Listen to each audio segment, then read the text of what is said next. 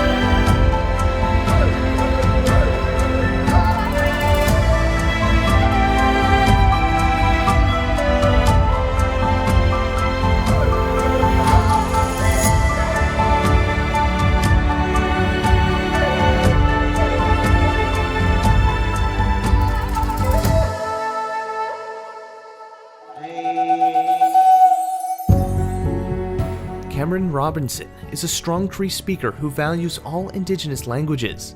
His goals are to teach his culture's words and language through the human spirit of storytelling, through the approach of listening and learn. To quote Cameron, "I truly have changed from a life of shambles. As a Cree storyteller, I have so much to tell, and not enough to listen nor understand. So greatly I want to teach my Inanemoan proudly to whomever wants to learn my now dying language." Hello, my name is Cameron Robertson. I'm from Norway House, and I'm just here to host the show and tell you guys a little bit about my language, Cree. I left Norway House about 36 years ago, and I always go back though. I love my community. I love my friends and family there. One thing that I'm wanting to talk about is today's difference in words, how it's changed, how words are shortened, and how things some words don't make sense. Some words you can make sense with, but some words you can't. Like the government today is asking for the word for reconciliation, but in Cree there's no such word. I mean, there is, but it's probably long. But we don't use these long words anymore, and we, why use these long words when there's no reconciliation at all? The reconciliation we're having now is only one-sided. It's only viewed by one side. It's viewed by the colonizer's side.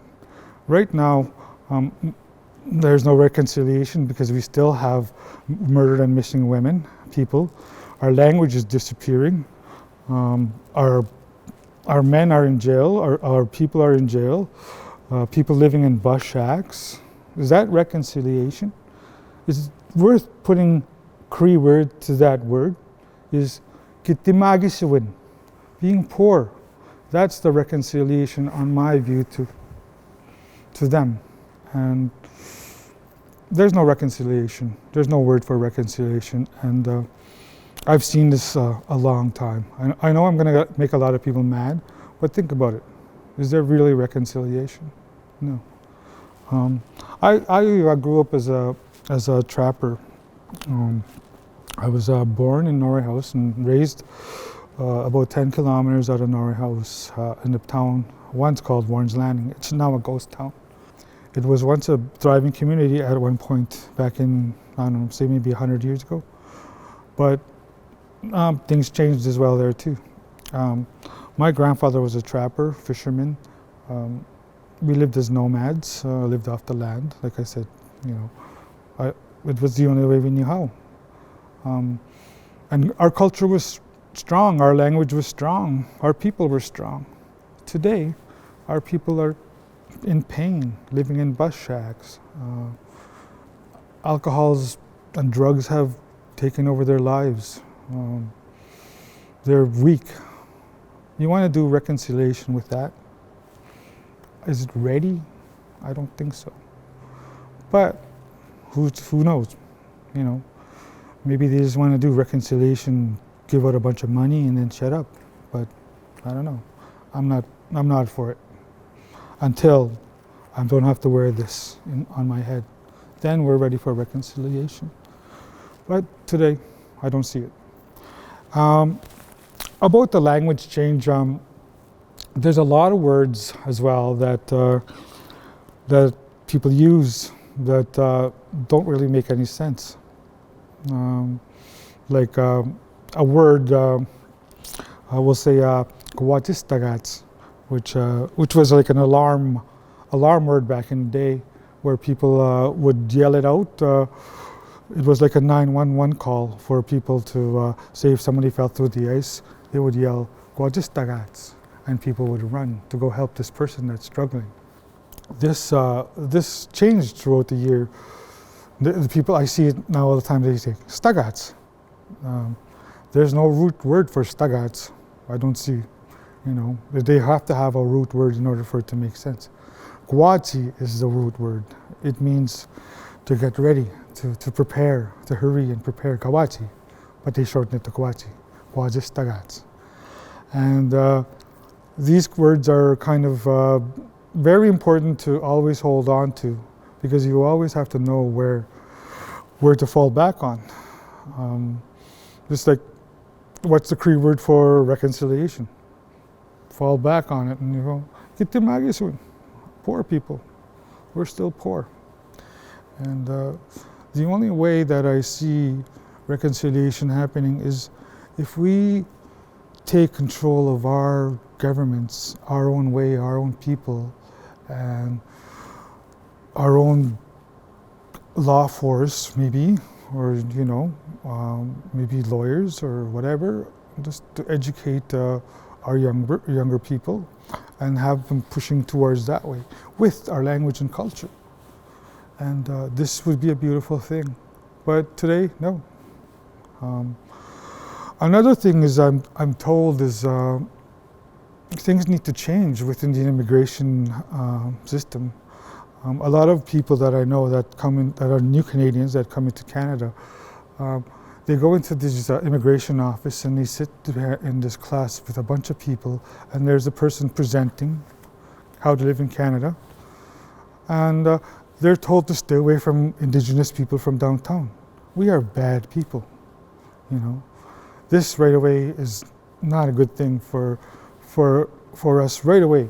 How can you have reconciliation with the immigration system telling this to these new people of Canada? These people come from struggling countries as well. They understand what oppression's all about. They come into Canada. They should understand how we're oppressed by the system. And this is very important, and reconciliation can happen, but we need to do everything perfectly and honestly and wholeheartedly and with culture and language. A lot of things that I've been doing throughout the year to keep my language afoot is tell stories, and I've written a lot of stories, children's stories, teachings, legends. You know, I remember in the trap line as a child, we didn't have any TV, and we, you know, our light was a lamp, a coal oil lamp, and our fires were wood stoves, and we didn't, you know, the only sound I ever heard was the humming of the clothesline outside, and you know, that's the only sound I ever heard, and maybe a couple of, you know, I would say skittles by in the distance or whatever. But it was a beautiful life, and I'm very happy that I was raised that way, to believe that way.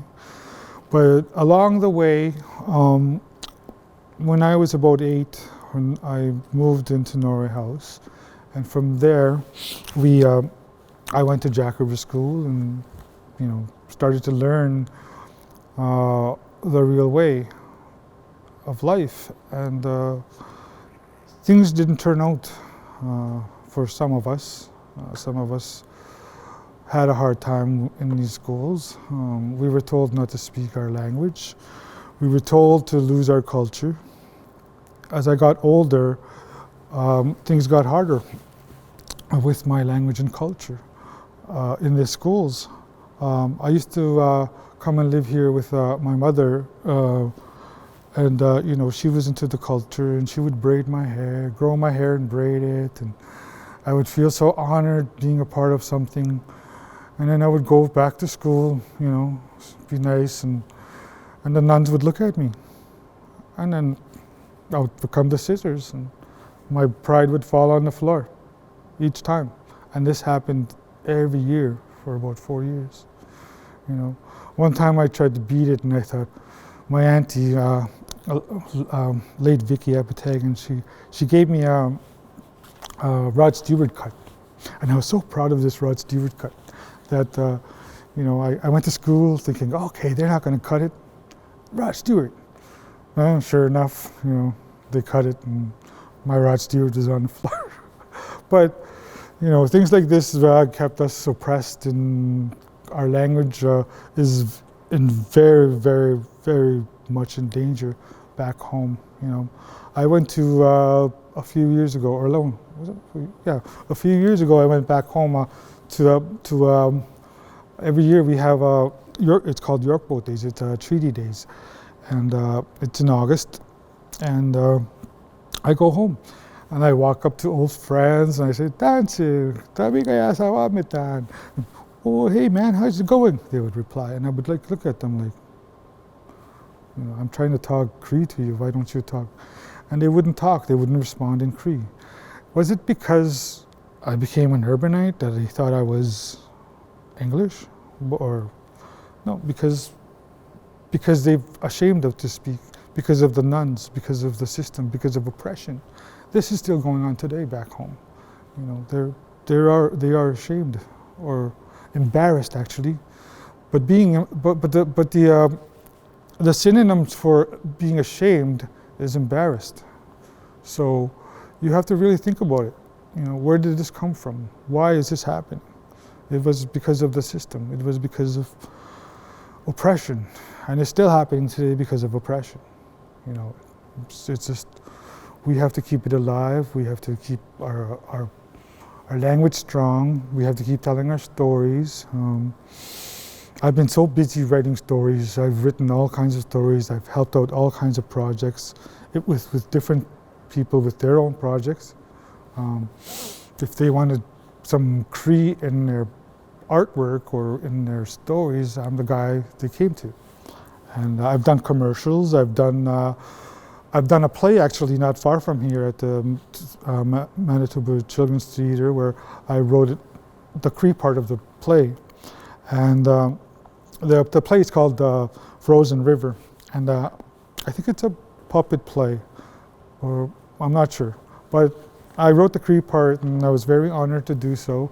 I used Old Cree, and I don't use the new Cree like Stagats, but I use Old Cree. And I enjoyed it.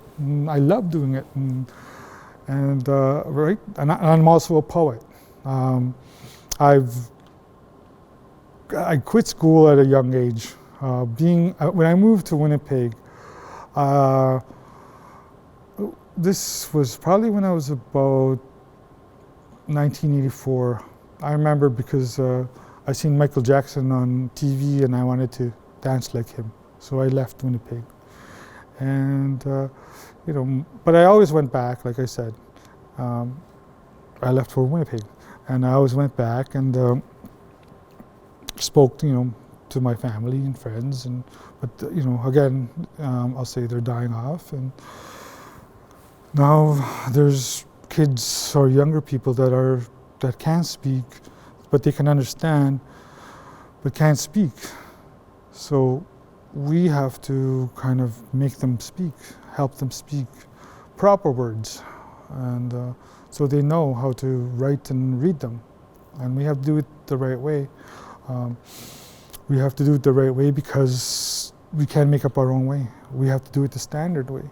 Because right now I'm the lab tech at the University of Winnipeg, and We teach the standard way. I work with Dr. Ida Bear.